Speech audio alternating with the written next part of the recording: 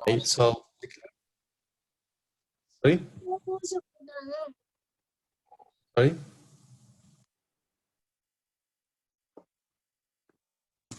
Okay. So declarative knowledge means knowledge of language in a conscious way. Explicit knowledge. We are talking here about explicit knowledge of language. When we say it's declarative, is what is explicit. Okay. And when we say explicit, it means like you know the rules, you know the grammar, you know the vocabulary, you know everything about the language focus in action. Okay. Can you guys hear me? Can you hear me? Yes, we can. Okay. Yes, we can, sir. So this is declarative knowledge. Procedural knowledge is the competence to use language and practice language in real communication. So in declarative knowledge, it's about knowing the rule, knowing the language, knowing the vocabulary, and procedural knowledge is about using the language in real communication, because we all know the ultimate goal of any language is what? Is to communicate, correct? So some people might have only declarative knowledge, but they do not have procedural knowledge. And some people have procedural knowledge, but they do not have declarative knowledge, and some people have them both. So let's talk about, for example, the ثانوية عامة student, which is a very common case in Egypt. If you look at ثانوية عامة students in Egypt, what kind of knowledge do you think they have? If a student gets in the test and scores just 50 out of 50, what kind of knowledge does this student have? Declarative or procedural knowledge? Declarative, of course. Declarative knowledge. Good, very good. So does this mean this student can use language in real communication? No, they can't use that. No, not necessarily. Not necessarily. Maybe, but this is not necessarily. Okay. Not all of them, just most. Okay, now look at someone who is uneducated, completely illiterate, someone who cannot even write his or her name. And this person is, for example, Egyptian. Okay, what kind of knowledge does he have of Arabic? This person is illiterate. Again, he cannot write even his or her name. Procedural. Yes. Procedural But knowledge. this person has procedural knowledge of Arabic. Now, if you ask this person about the difference between الفاعل والمفعول or المبتدأ والخبر الاسم والفعل وحرف الجر, this person might not be aware of this. He will know nothing. But this person is definitely able to use the language. It means he has procedural knowledge, but he lacks declarative knowledge. Now, when we get to teach language, what kind of knowledge do you think we need to achieve? I think declarative mode. Declarative more than I think it's both. Both of them. both. Yes. So if you we need to have both of knowledge, doctor. yes. So if you only teach English, if you teach any language, and you end up with your students achieving only declarative knowledge, this means your students are unable to use language because they do not have procedural knowledge. Okay, and if you want your students to use language, then you have to teach declarative knowledge that leads to procedural knowledge. Procedural knowledge, yes. Our problem with education in Egypt and in so many other places in the world is that language teachers, when they teach language, they stop at the level of declarative knowledge. And this is what we're going to talk about today. How to teach so that you can achieve declarative knowledge, and then you take this declarative knowledge into the next level, which is procedural knowledge. So that by the end of the curriculum, by the end of your teaching, your learners can speak language, your learners can use language. Okay, I'll ask the same question again. If you for example, if a ثانوية عامة student who scored 50 out of 50 in the ثانوية عامة test, do you think if this student takes the first plane and travels to Canada or to the US, do you think this student can use language in communication there? No. No, he can. Not No, they necessarily. can't. Why? Because Not necessarily. Yes, because teaching has stopped at the level of what? Of declarative knowledge. Declarative. Declarative.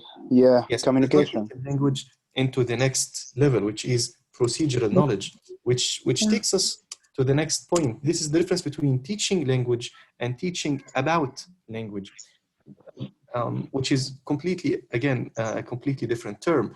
Teaching language means aiming at that your students can use language. This is the ultimate goal of teaching language. If you teach language, it means your students can use this language in real communication. If you teach about language, it means you're stuffing your learners' minds with vocabulary and with grammar, with so many rules and so many grammar foci that do not serve in usage. By the end, the learner will take the test, and if this learner is really hard worker, he can score 100% in the test. Yeah.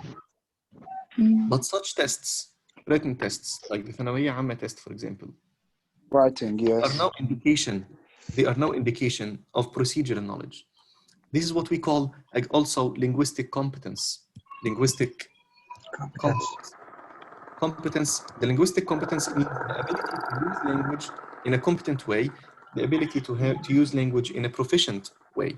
So if you as a teacher, you should know what kind of teaching you are doing. Mr. Mahmoud. Yes. I'm very sorry for the interruption. This is Atif. But I think some people are new to using Zoom, so they do not switch themselves off. They don't mute themselves. And some people even turn on the video camera. So Yeah, could you guys, please please switch off your camera because it might slow the internet connection. yes, Please put some switch load off. on the meeting. Yeah, I'm very sorry. it will make Mr. Isam Ghallab and Mr. Hosseini Abu Shama, please switch off your cameras. And you could mute everyone. Yes, you could mute everyone. Mr. I'm trying to do this, but it doesn't work. You have I this don't know option. why. You have this option. I had it, but it's gone now. I don't know how. Okay. Yes, here it is. Here it is. Okay. Okay. Okay. Now, again, Mr. Isam Ghallab and Mr. Jermeen, Miss Jermeen, please switch off your cameras. It will make the internet connection slower for everyone. Okay, so again, teaching language is different from teaching about language. If you aim at your students scoring 100% at the test, and you do not care whether or not they can use this language, if your teaching does not guarantee your students can use the language in real communication, it means you are teaching about language. You are not teaching language. It means you are an about language teacher. You're not a language teacher. Do we all get this concept? Now, before we get to talk about how to change declarative knowledge into procedural knowledge, and before we get to talk about this, we need to talk about the kinds of competency, of the meaning of communicative competence. Because if you want to teach language, if you want to teach English, then you want to achieve what? You want to achieve communicative competence, correct? What is communicative competence? Can somebody share with us the definition of communicative competence? Would somebody like to participate?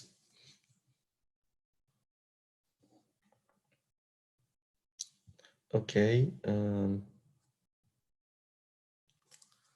There is something weird happening here. I cannot unmute you.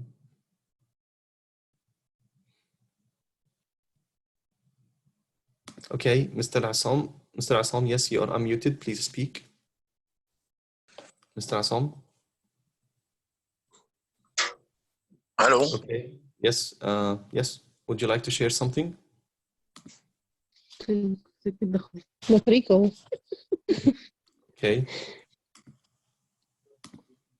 Okay. You can unmute yourself and just speak. Would somebody like to share with us the definition of communicative competence? What is communicative competence? Yes, this is Atif. Yes, Mr. I can Atif, please share. go ahead. Yes, Yes. it refers to the ability to use the language in a competent way. Yes, So as thank you to very deliver. much. Yeah. Exactly. Exactly. Communicative competence is competence to communicate, and competence means to do something competent in a competent way. It means to do something proficiently, to do it, to do it right. Yes, the ability to communicate with others. Thank you very much. Thank you very much. So what is communicative competence? How can we define communicative competence in language education? Communicative competence can be defined as the ability to use language or to communicate in a culturally appropriate manner, because you might communicate a certain message.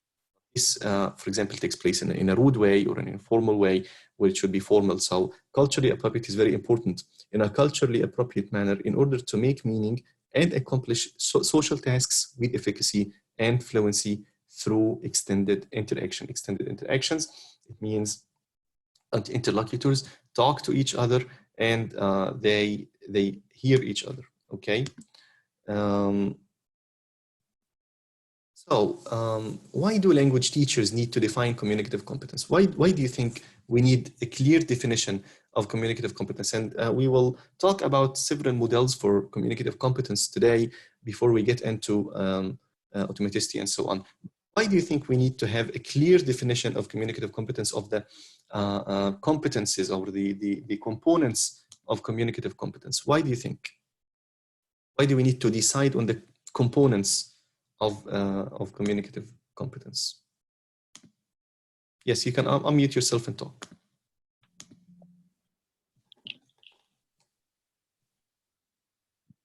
Mr. Nader is here. Yes, Mr. Nader, please. To be aware of our daily activities with our students, to make it just a specific part of it, that we have to deal with it every day when we teach our students. Okay, thank you very much. Would somebody else like to share anything else? Thank you very much. Assalamu alaikum. I think that communicative competence is we need it really as English teachers, because like it's a language of communication. So through communication you can like express yourself. Like if some students can't like speak or like write, so they can't like express. So communication is the most important, especially in English language. Mm-hmm. Okay. This is my point of view. Yeah. Thank you very much. Thank you very much. Would somebody like to share anything else? Yes. Well, I Yes. think Mm-hmm. I think is to make bond between teachers and students. Well, it's a little bit far-fetched, but maybe. I think we need to decide on the components of communicative competence. Components, and when I say components, I mean like it consists of 1, 2, 3, 4, because if you decide on the components of communicative competence, these will change into what? This can be translated into your objectives in teaching. So for example, if you have, for example, communicative competence in grammar, it means you must have an objective in your teaching to achieve a certain level of grammar. If you have communicative competence on, for example, vocabulary, it means, or pronunciation, for example, it means you must have objectives in your teaching that address, for example, pronunciation. And you need to decide on each component. You need to decide on each component of communicative competence, because later on, when you want to assess this communicative competence, you need to assess these components. For example, if you have a component of pronunciation, your assessment must include pronunciation. If you have a component of, for example, grammar, your assessment must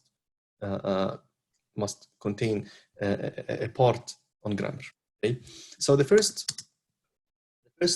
communicative competence model was raised by Canale and Swain in 1980 and in 1983, and it consisted of only 4 components. And later on, this model was developed, and we will talk about Bachman and Palmer also. But this is the first basic or primary communicative competence model. And based on this communicative competence, the communicative approach started to develop.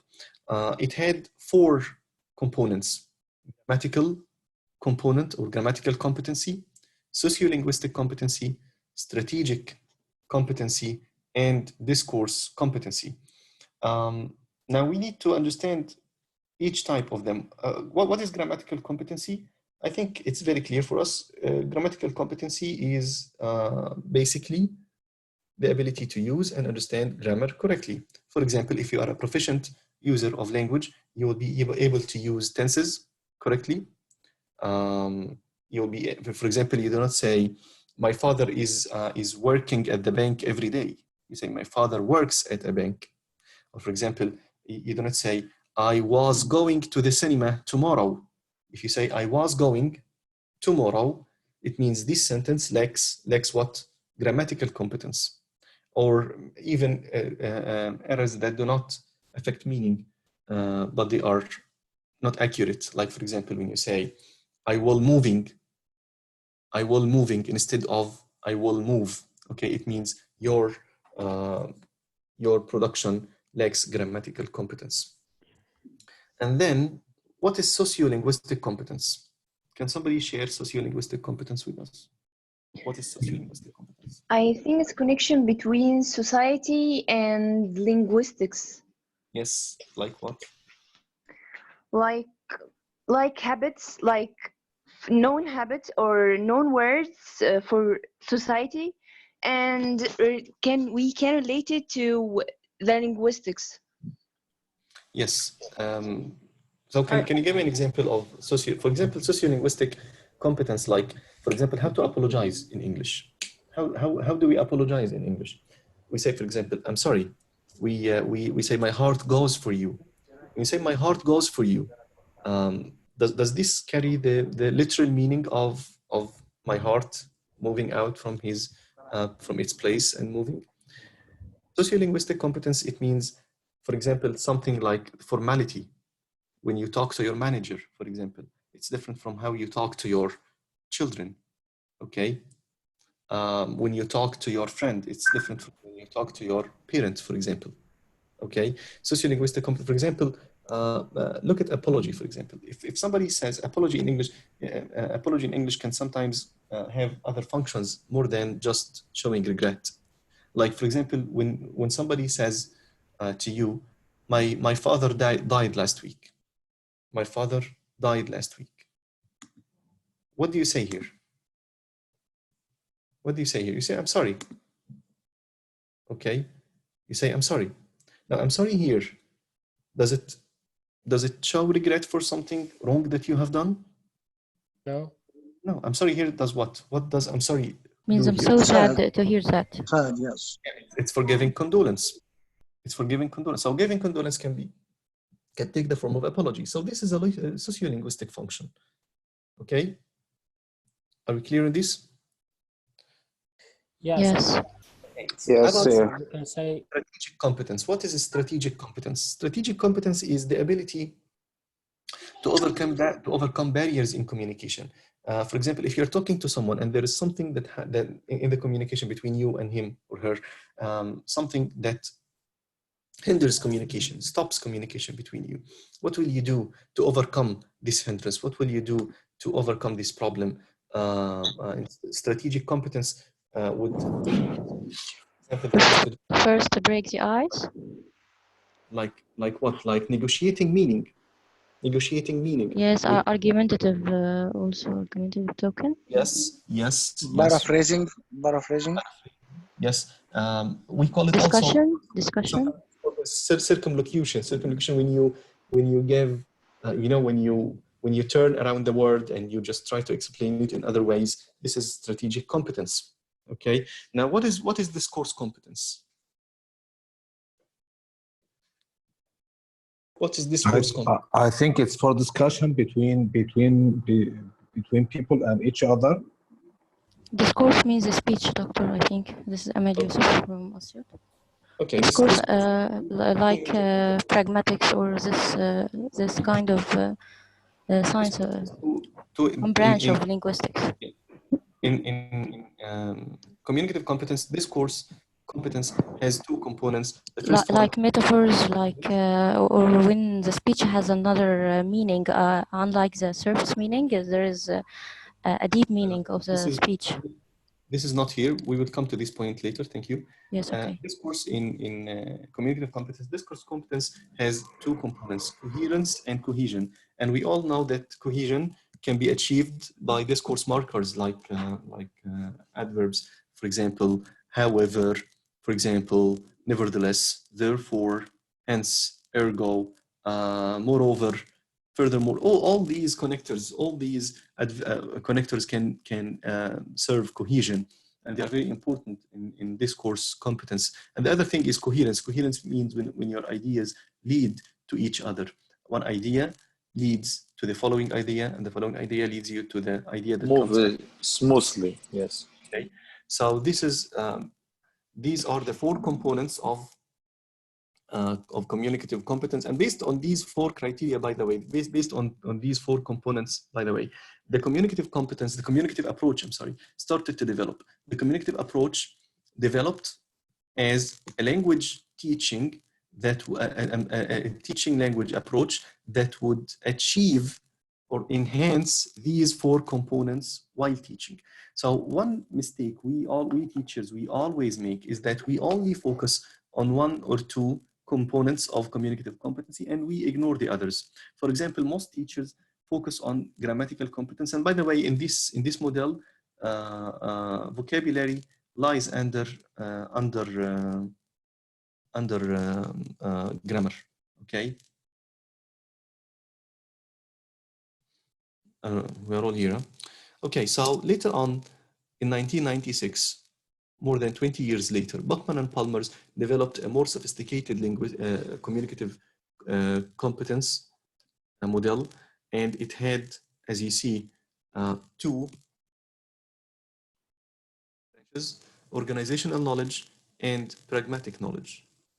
Okay, and if you look at the part with organizational knowledge, this is the part that we always focus on in Egypt in terms of grammatical knowledge and textual knowledge. Okay, so what is grammatical knowledge? What is grammatical knowledge? You might no need to turn on your cameras. Please do not switch on your cameras. Okay, so grammatical knowledge includes vocabulary, syntax. Syntax, of course, means like structure, grammar, and phonology and graphology. Graphology means more or less like spelling, okay? The things related to spelling. Okay, so this is grammatical knowledge. So you see in grammar, vocabulary, syntax, and phonology and graphology. Graphology is not about orthography. I'm sorry, I got confused between graphology and orthography. Graphology is, again, it's about pronunciation, more or less like phonology. And then we have textual knowledge, the other branch of organizational knowledge. It focuses on cohesion. As we said before, your ideas are connected together through cohesive devices, like things like moreover, furthermore, however, nevertheless, so on.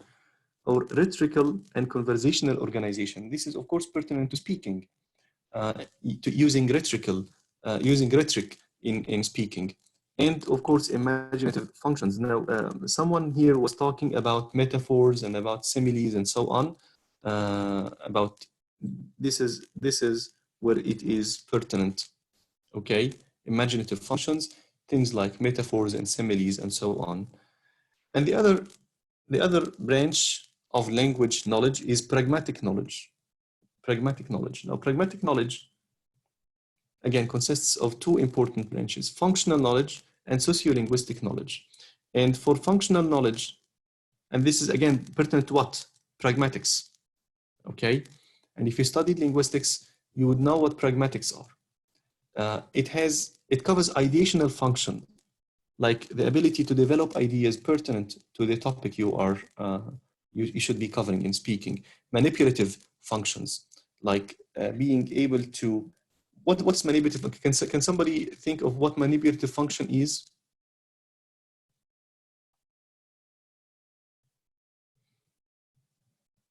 Hello? Can somebody think of what manipulative functions are?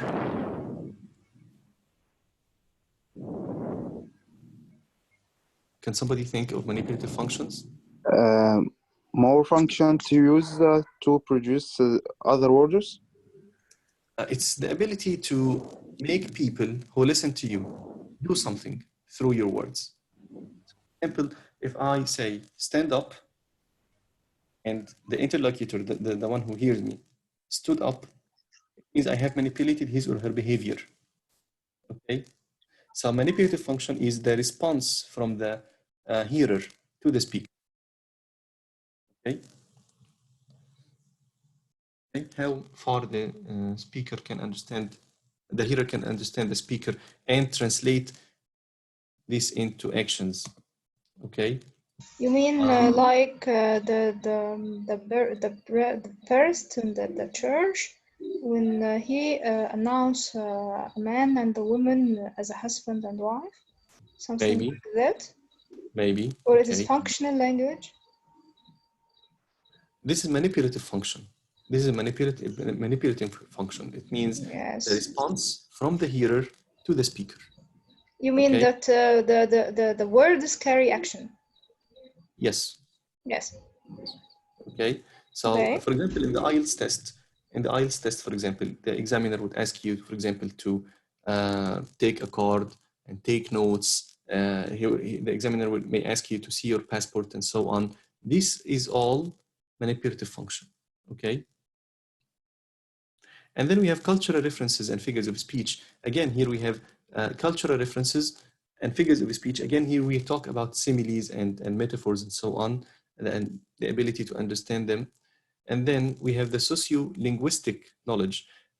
It has dialects and language varieties, because we have to be aware of dialects. For example, the difference between British English and American English, Scottish English, Irish English, Australian English, and so on. And register. What is register? Can somebody tell me what register is? Do you know what register is? I think you register the context in which the word takes place. Maybe somebody try again. The form, doctor. Maybe. Okay, register means the register. The words that we use in a function. For example, if I told could you please open the door? This is what's called the register. Maybe. Okay. So register has to deal with how formal or informal your language is.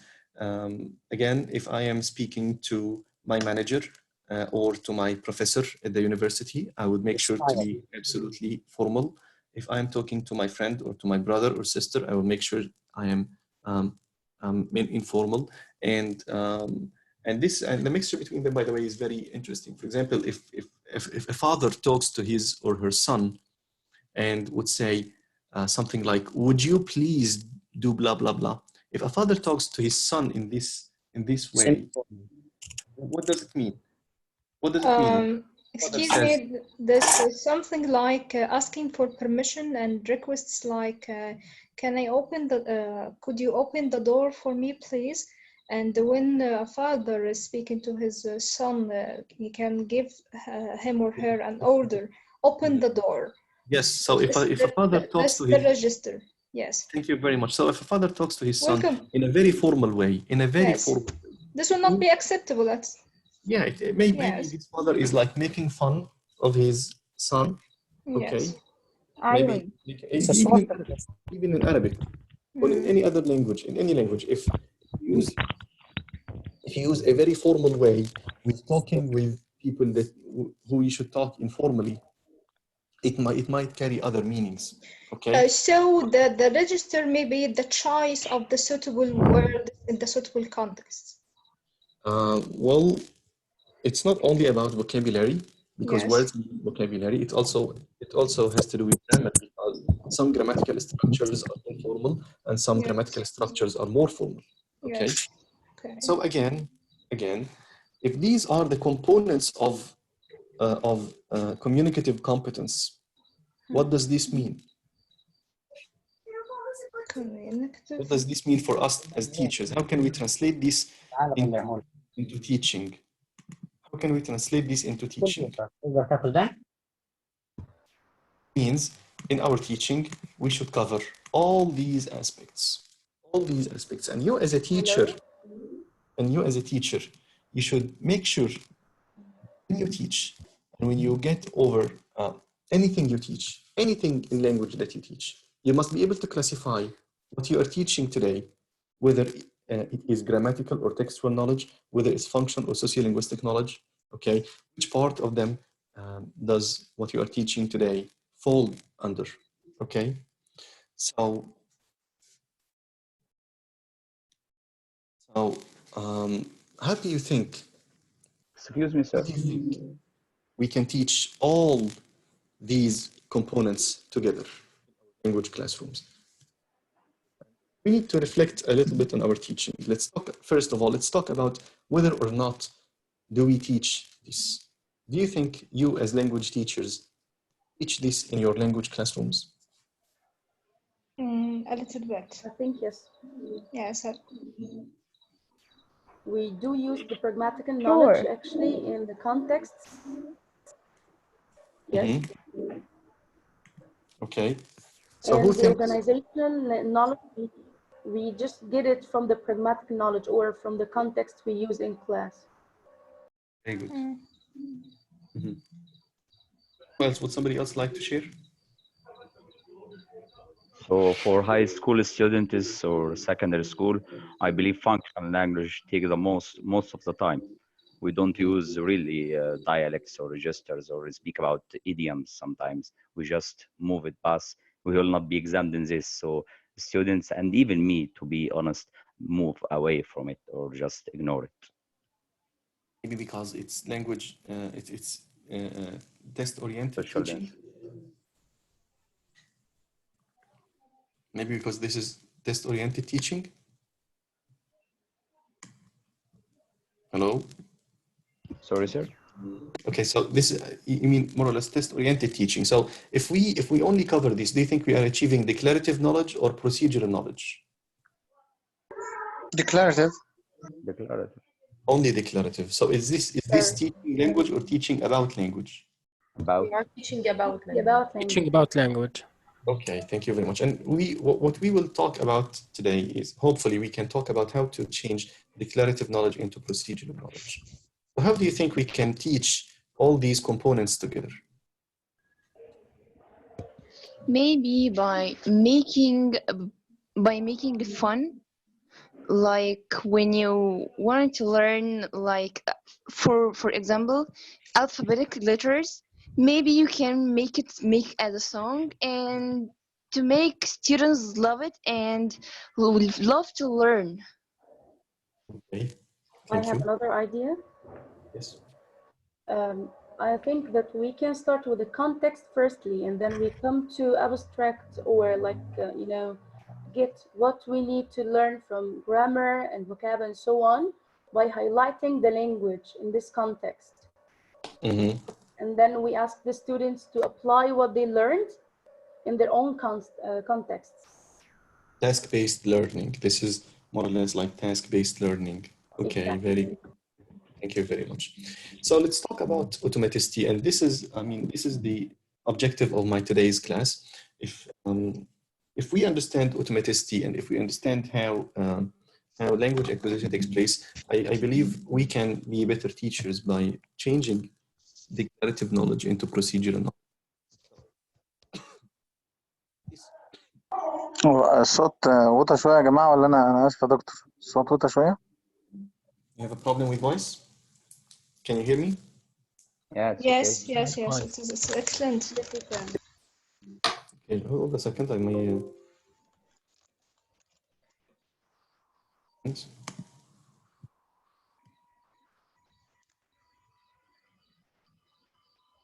Is voice better now? Can you hear me now? Yes, it's better. Yes. So, automaticity is a theory proposed by McLaughlin, and it's a little bit old theory, not new to literature. It was proposed in 1993, and automaticity assumes that the human brain consists of two major, areas. The first area is the memory, which is located where? Where is the memory located? In the front hemisphere, in the front lobe. Okay. So when we are in exams, we usually scrub this part to remember to memorize the Yes. Yes. Yeah, the memory. Yes. And the brain also activate the consists memory. of compartments. What are the compartments in the brain? Compartments are located in the two hemispheres. We have, of course, our brain consists of the right hemisphere and the left hemisphere, in addition, of course, to the memory. Okay, so the memory here, this is the memory. Okay, the frontal cortex here, and then we have the right hemisphere and the left hemisphere. Now, the right hemisphere and the left hemisphere are divided into compartments. Into what? Compartments, and each compartment is responsible for something. Before we talk about the difference between the responsibilities of each, or the functions of each, I'd like to state something very important, that the memory is called a limited capacity processor. Our human memory is very limited in terms of capacity. Okay? The compartments, which are elastic in nature. For example, your memory has a certain capacity. It's not open. Okay? Say we are born with, say, 100 giga of memory. You cannot stuff your memory with information more than its capacity. If you would like to add more information, what will happen is that the brain will delete some information that is already existing so that you can introduce some new ones. Okay? So the human memory is what is limited. Okay? That's why we forget. That's why we forget many things. If I ask you, for example, about something you studied in your high school, for example, in history in high school, I'm sure you will not be remembering this now. Why? Because it was stored in the memory, and of course it has been forgotten so that you can learn or you can memorize new items. Okay. However, the compartments are elastic in nature. They are not limited in capacity. If you give them more information, they can contain and they can accommodate more information. Why? Because they are elastic in nature. Okay. That's why you can find, for example, someone who knows 7 languages or 10 languages, and this person is very proficient in these languages. Why? Because languages are not stored in the memory. Languages are stored in the compartment, the brain compartment, okay, in the back of the left hemisphere. Yes. So again, the memory is temporary. You need to forget information so that you can gain some new information. Free space for another new. Versus the compartments which are permanent. So if you learn, for example, how to drive a car, okay, you learned how to drive a car in 2002, and for 20 years you did not drive any car. Later, you will be able to drive the car again. You have not forgotten this. For example, if you learn how to ride a bicycle. Most of us, something that has to do with the balance of the body. It's why? Because it is stored in the compartment, in the psychomotor compartment. We learned, for example, how to ride a bicycle when we were children, when we were like 7, 8 years. And then maybe for 20 or 30 years, you have not ridden a bicycle. But later on, after 30 years, you'll be surprised that you can ride bicycles. How's that? Because this is stored in the compartment, in the psychomotor skills compartment of the brain. It's not stored in the memory. So you can remember how to ride a car, but if you had an accident at the age of 7, while driving a car, you cannot remember it. Riding a bicycle, you mean? Yes, bicycle. And one thing also about the memory versus the compartments is information get into the memory in a conscious way. You have to be conscious so that your information gets into your memory. Like the level of consciousness when you are, for example, reading the newspaper, or when you are reading a book, or when you are watching TV, watching the news, for example, on TV. This is done on the conscious level. Okay, you are fully focused. But for information to be stored in the compartments, this is done unconsciously. For example, riding the bicycle, you did not take like a paper and pencil to learn how to ride a bicycle. Okay, you did it once, again and again and again until you learned how to do this. This is the same with acquiring language. We were not conscious when we acquired our first language. Did you acquire your L1 consciously? No. Through No, the of course we did environment. not acquire Yes. our L1 consciously. We acquired, how did we acquire L1? We acquired L1 through exposure to language and through practice with our parents and with our peers, and then we could acquire L1. And the same, by the way, with L2. Language acquisition is an unconscious process. It's not a conscious process. Language memorization is a conscious process. Memorization is a conscious process. Like when you take your book, when you take your paper and pencil, and you attend the class, you understand, you go back home, you memorize what you have studied. This is a very conscious process. But acquiring this language, and mind you, acquisition is different from memorization. Acquiring this language through practice is an unconscious process. Okay, so when we first learn something in a conscious way, where is it stored in the brain? For example, today In a conscious way, so it is in the memory. Class today, and the teacher teaches us simple present. You take your book with you, you take your paper and pencil, and you learn simple present. You look at the board, you take notes, and you go home, you memorize simple present, and you memorize, or simple past, and you memorize conjugations. Yes, Mr. Ahmed, this is what we are talking about, the difference between learning and acquisition.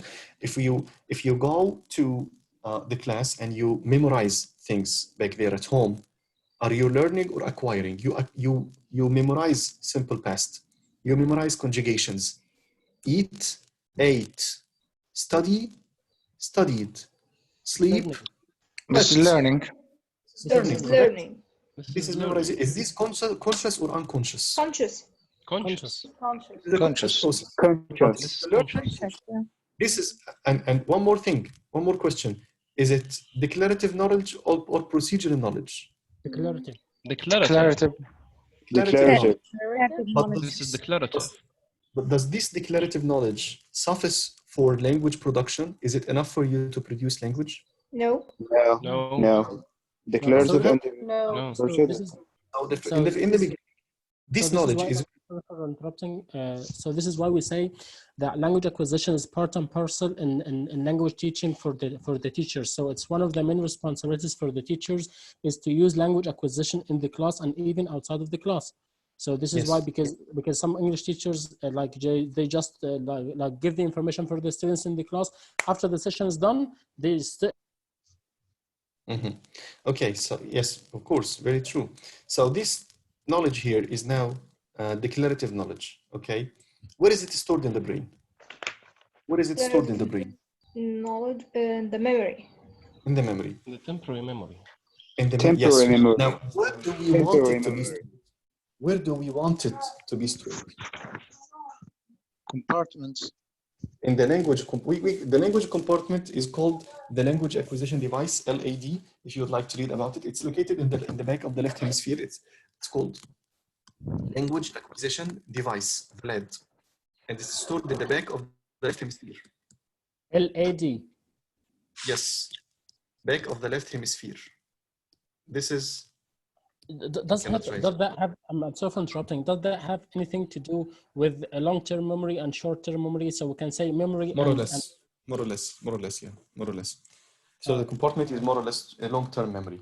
So the language acquisition device is stored in the back of the left hemisphere, and this is what we use to produce language. Okay.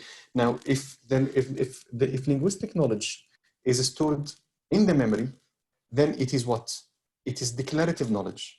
But if it is stored in the back of the left hemisphere, in the LAD, in the language acquisition device, it is not now it is not memorized language. Now it is acquired language. Now it is what? Acquired language. Now it is a procedural or declarative knowledge now. Now it is procedural. Yes, now this is procedural knowledge. The question is, now we start, of course, when you teach, for example, simple past for your learners. Now I teach simple past for my learners, okay? So this information is first stored in the memory, okay, in the front lobe.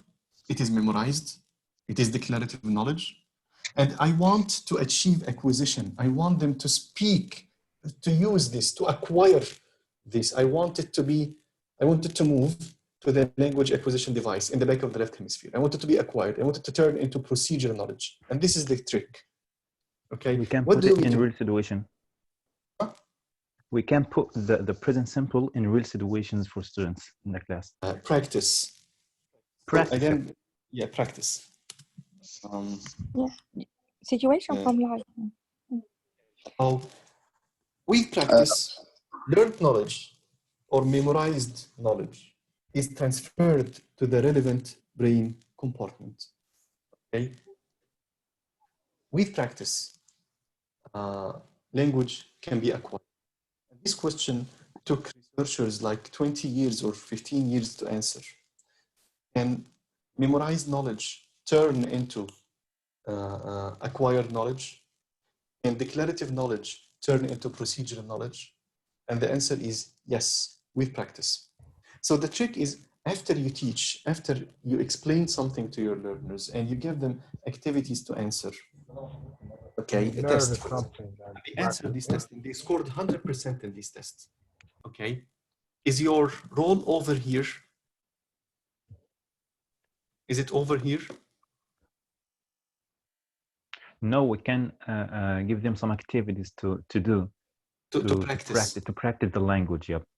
Okay, so like, activities are more than giving them tests. Okay, and this is something very important here. So again, I will get back to the point of activities and practice, but is this concept clear by now? With practice, learned knowledge is transferred to the different brain compartment, and in case of language acquisition, it is transferred, of course, to the LAD. And what happens then when knowledge is transferred to the LAD? It is acquired. Yep. Okay. Yes. And learned knowledge becomes acquired, not only memorized. We know now what the difference is. And it will free space in the front lobe, in the short-term memory, for new information to be integrated in there. And the short-term memory is ready for new knowledge, of course. Okay, so this is the that explains how the process takes place. The information is first introduced to the brain in the sensory store. Okay, with attention, it moves to the short-term memory. Okay, and this is what we do as teachers when we explain. Okay, when we explain the lesson, we explain so that it is stored in the short-term memory. But is it over here? Is our role over here? No. With practice, it can be transferred into the long-term memory. Long-term memory. And yes. It is acquired. Okay. Here it is acquired. Okay. Can somebody tell me? Can somebody here? We have how many do we have here? We have 95 participants. Can somebody speak in French here from the 95 participants?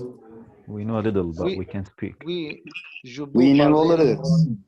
You cannot speak French. Why can't you speak French? I'm sure you all studied French in high school and you all passed. Yes, yes. Maybe we're not interested in learning. Memory, because it was stored in a short memory. Short memory, yeah. Thank you very much. It was memorized. It was not acquired. Memorized. It was memorized. It was not acquired. Okay. So either we use it or we lose it. Thank you very much. Thank you very much. And we didn't practice. Well, what do you mean by practice? Because this very confusing Practice for life situation. I mean speaking and playing in the class. Just we took the information. As we are not using the language, we are not producing it. So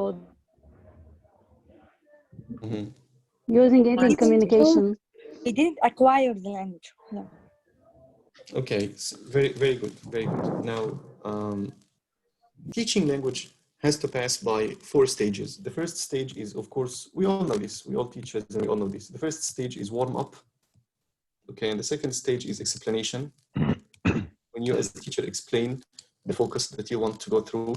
And the third stage is test or assessment, whatever you would like to call it.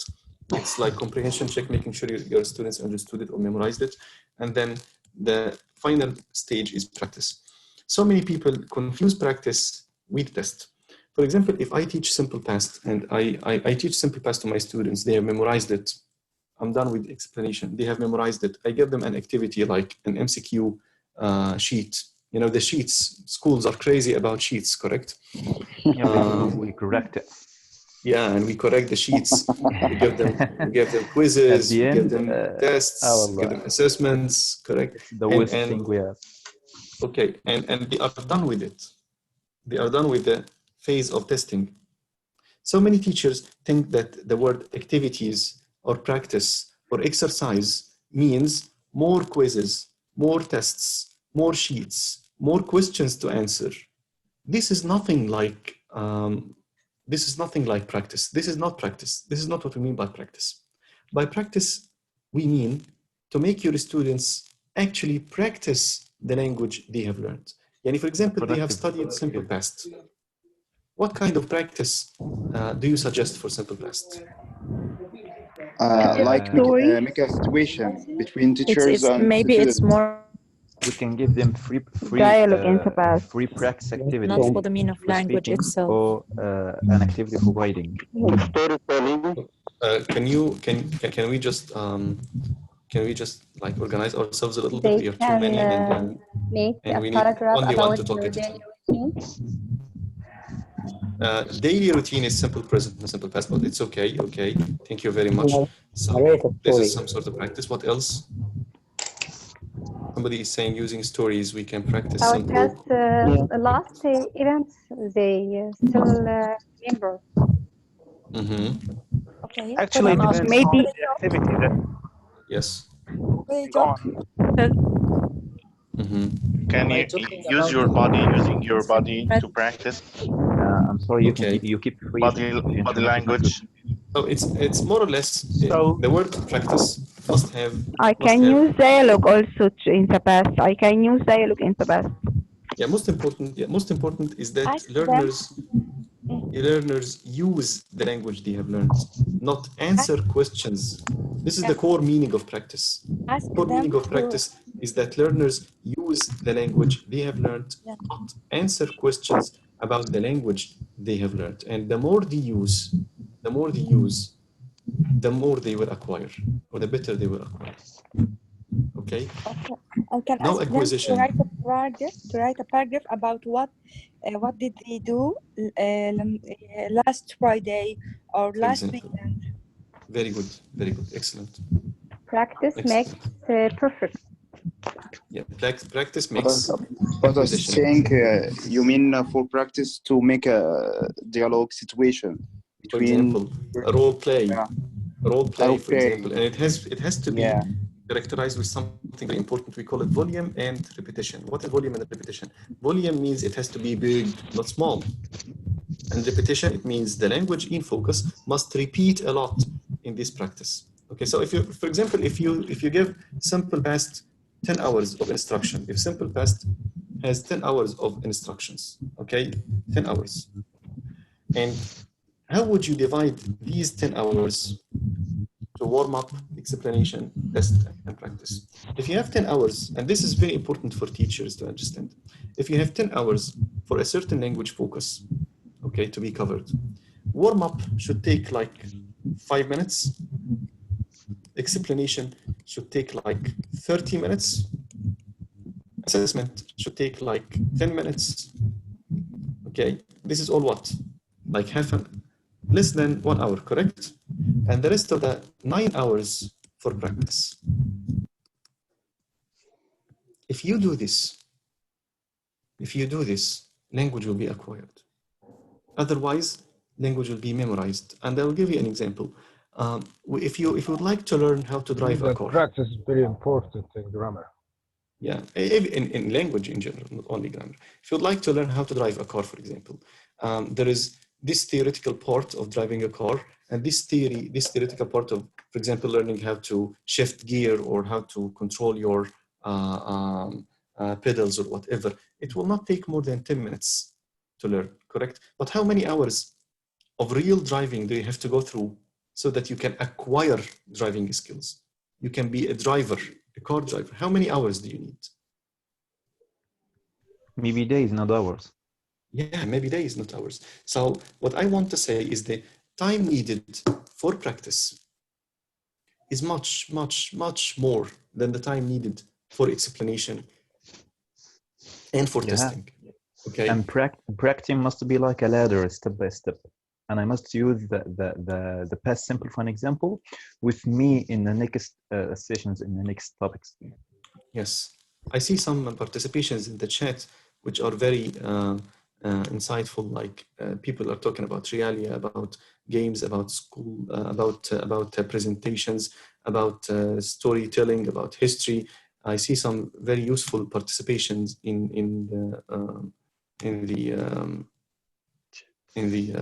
the chat. Yes, Mr. Ahmed Hassan is saying school systems here won't allow acquisition. They need to finish what is in the weekly plan. Mr. Ahmed Hassan, you are brilliant. Thank you very much. What you're saying is very true. Could you tell us more about this?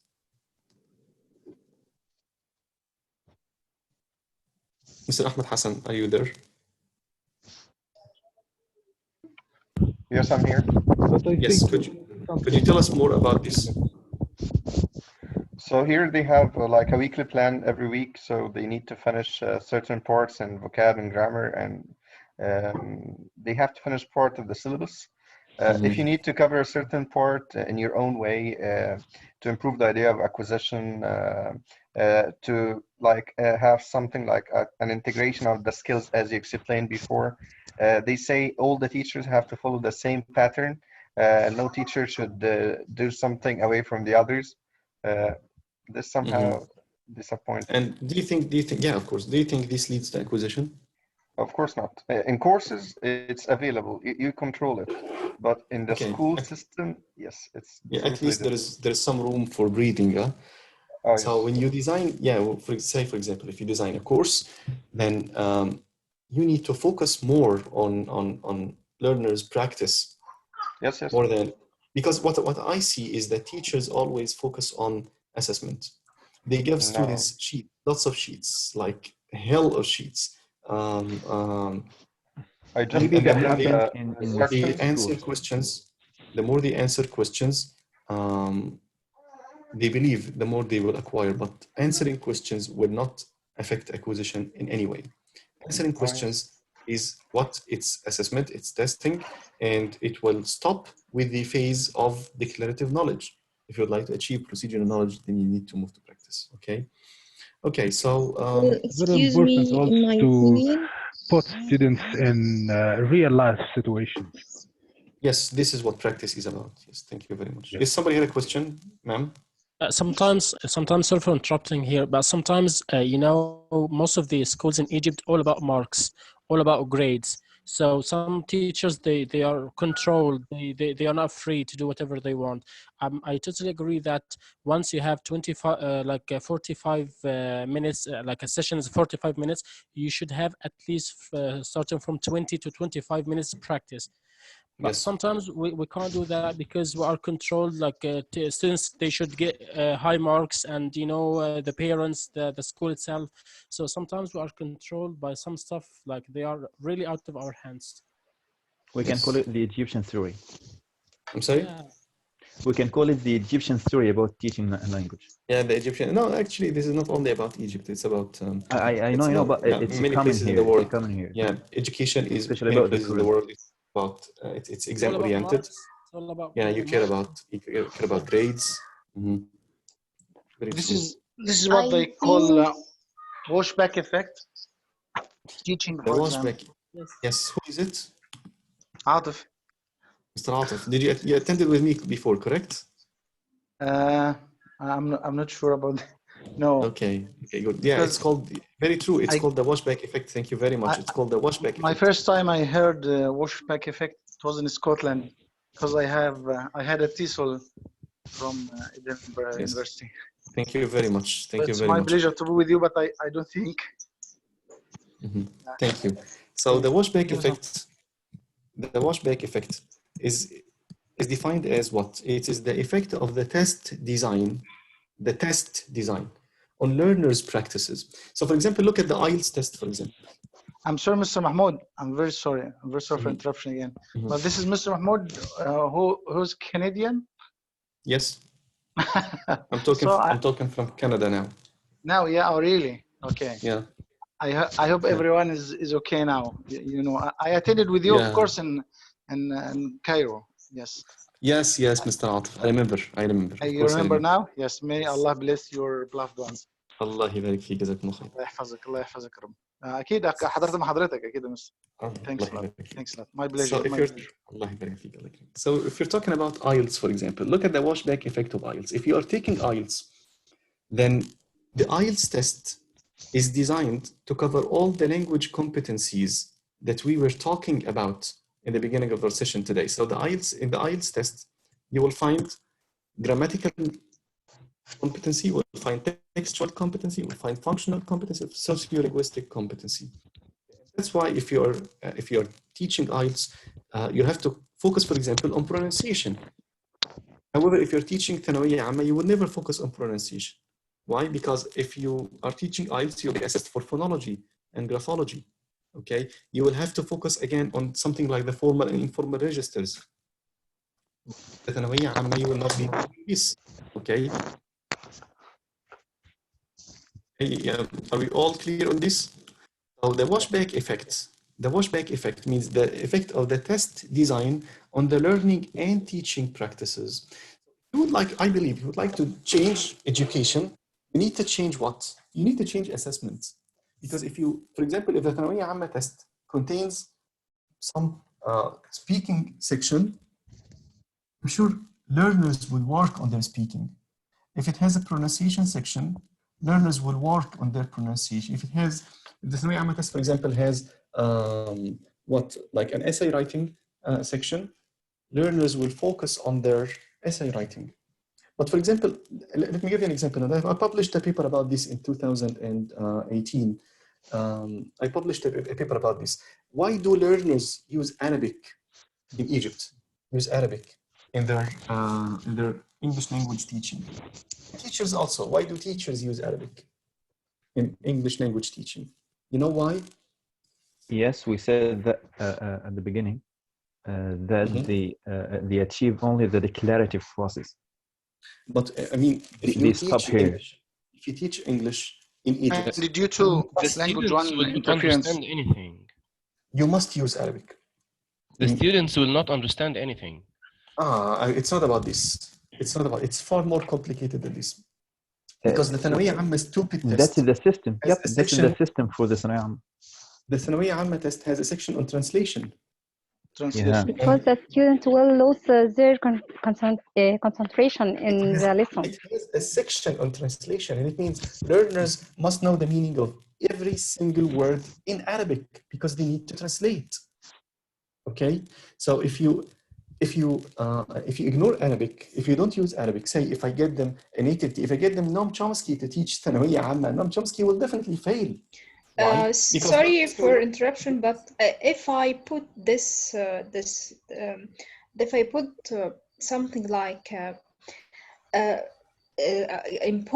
not imposing or letting the student use the dictionary from the early beginning of the primary school, you should convince them how to use the dictionary. Say, if we use the dictionary to translate a word like car, so it will be a vehicle with a motor with 4 wheels that carry passengers, maybe. So a word like car with 3 letters gives the student the chance to learn another 5 new words. So if I give yes, I mean that if the students from the early beginning of their education know how to use the dictionary, this will be better. This will enhance their knowledge. So I think this need an update from the root of the learning process. Exactly. I think the problem goes back. The problem goes back before ثانوية عامة, because yes.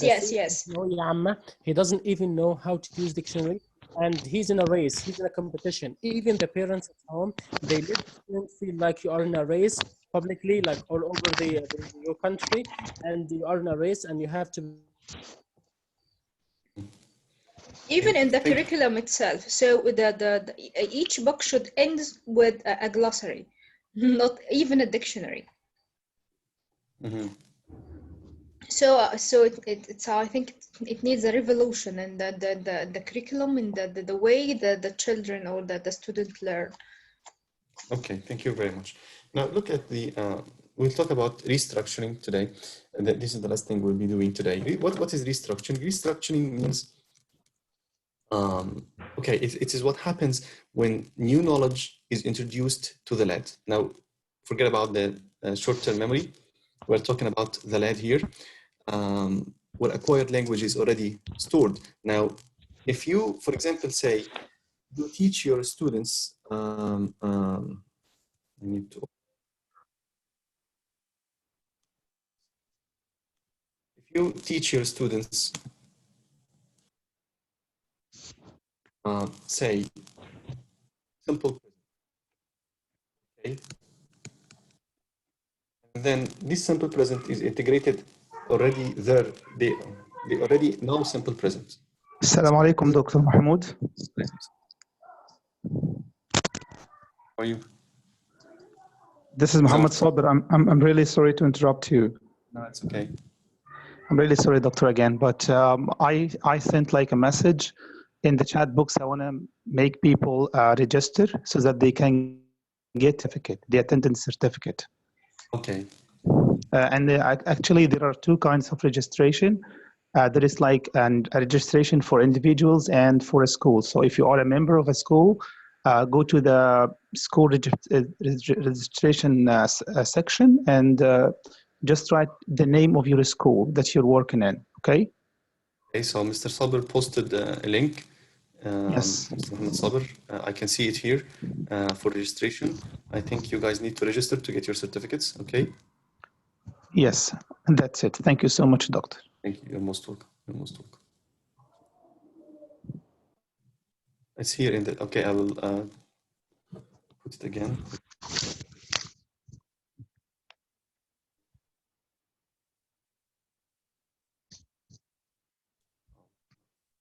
Okay, I will post it again in the chat now. Here it is, okay? So let's get back to what we were talking about. So if your students already have acquired simple present, okay, it's already acquired. And then you teach them simple past. Simple past, of course, starts where? In the memory, okay?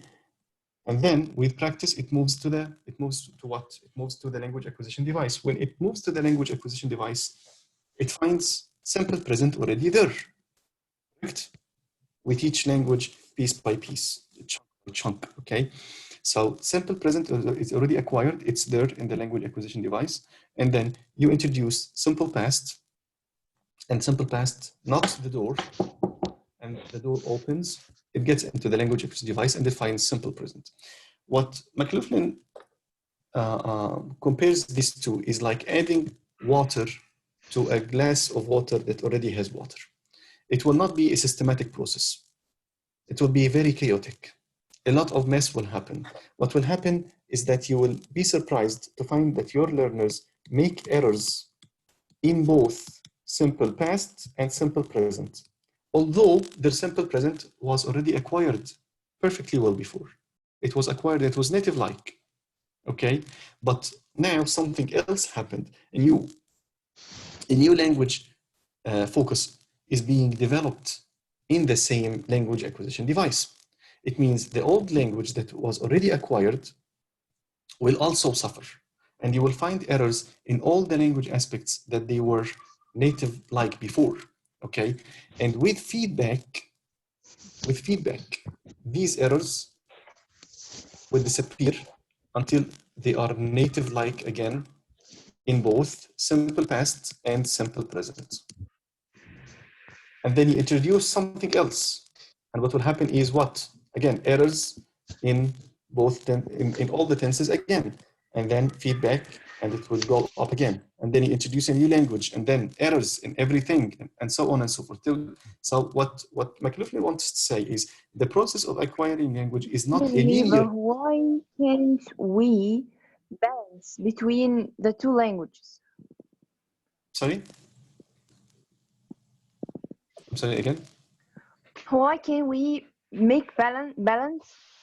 Why can we make balance between the two languages? Two languages? We're talking about one language now. The introduced language and the old language. Oh, the two pieces, we can't do this because, again, language acquisition is not a linear process. It's not like a line. It's not a line. It's not like you learn something and then you learn. Now, whenever you learn something, you have to expect restructuring. You have to expect errors. It's like adding or pouring water to a glass that already has water. It will not be very systematic. A lot of chaos will happen. Lots of errors will happen. And you as a teacher, you shouldn't be surprised. You shouldn't be frustrated by the errors your learners make in the language areas that they were proficient at before. I understand that they were proficient at simple present before. They were not making mistakes in simple present. But now they have learned something new, which is simple past. And you will see errors in simple present and in simple past.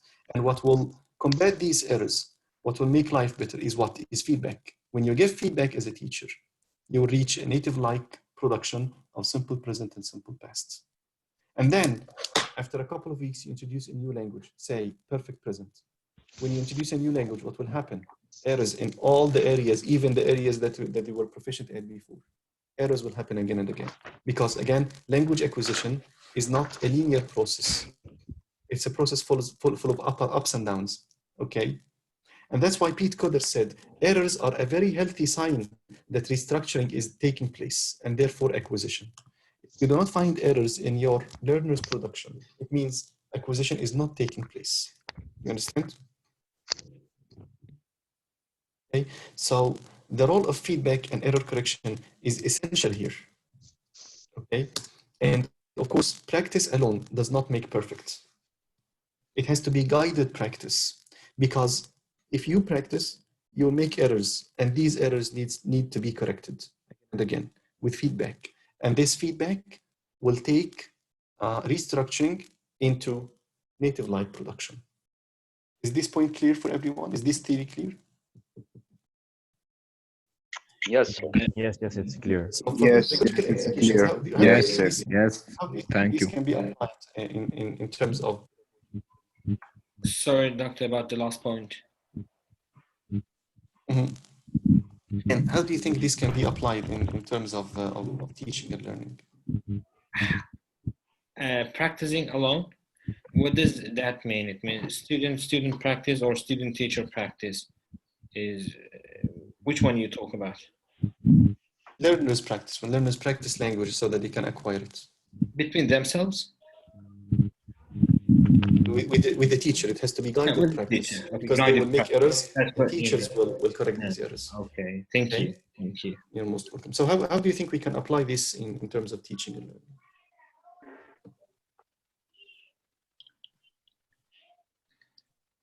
We should tolerate mistakes or errors, and we should give the students the impression that your errors are accepted and are okay and are normal. Yes, and give them learners shouldn't feel upset when they get corrected. Yes, correct. And we teachers, we should understand that learning and teaching is not like an error-free environment. Errors are very welcome. Errors are a healthy sign that restructuring is taking place, and no acquisition can take place without restructuring. Okay. Okay, I don't want to exceed the time limit. I agree with Heba that we will. I'm not going to keep you very late. I understand in Egypt now it's I think 11:30. So I will stop here, and I would welcome your participation if you'd like to add anything or ask about anything. I'll be happy to answer your questions. It's a great honor for us all to be with you, Dr. Mahmoud. Thank you very much. Honor is all mine. Thank you very much. Me too, Dr. Mahmoud. Thank you very much. Thank you, Dr. Mahmoud. Thank you very much. Dr. Mahmoud. You're most welcome. Okay, thank you, and it's a pleasure to meet you at Zoom. Thank you. Pleasure is all ours. Thank you very much. Pleasure is all mine. Thank you. In the name of iTTi, thank you very much. And I wish I see you again soon. Stay safe, stay home, and have a blessed Ramadan. Thank you very much. Knowledgeable session. Thank you. Thank you. Bye-bye. Bye-bye. Well, looking forward to seeing you very soon, Dr. Mahmoud. We're looking forward to seeing you very soon, inshallah. Inshallah. Thank you very much. Me too. Inshallah. Me too. Thank you. Thank you, Dr. Mahmoud. Thank you very much. And Dr. Mahmoud, Yes. I will send you like a link for the web so that you can join for those who haven't joined yet. Okay. I'm sorry. So that you keep. I have written like a group or a WhatsApp group link here in the chat box for who hasn't yet joined us for any information or for any further information. Okay. Sure, I wrote it in the chat box. Thank you very much. Thank you very much. Most welcome. Thank you, Dr. Mahmoud. You're most welcome. Nice. I will end meeting now. Should I end meeting or just leave? Yeah, yes, you can end it now. Okay. Okay. Thank you very much. Before ending, please, can I ask a question? Sure. Would you share the recording with us? Will I share what? The recording of the session. I think it will be shared with you. Yes, I think It will be shared. Mr. Sabir will Thank you very much. Just join the WhatsApp. Just join the WhatsApp group, and inshallah we will share the link. Okay. Thank you. Okay. Thank you very much. Most welcome. Okay. Nice. Thank you, Mr. Mahmoud. You're most welcome. Nice.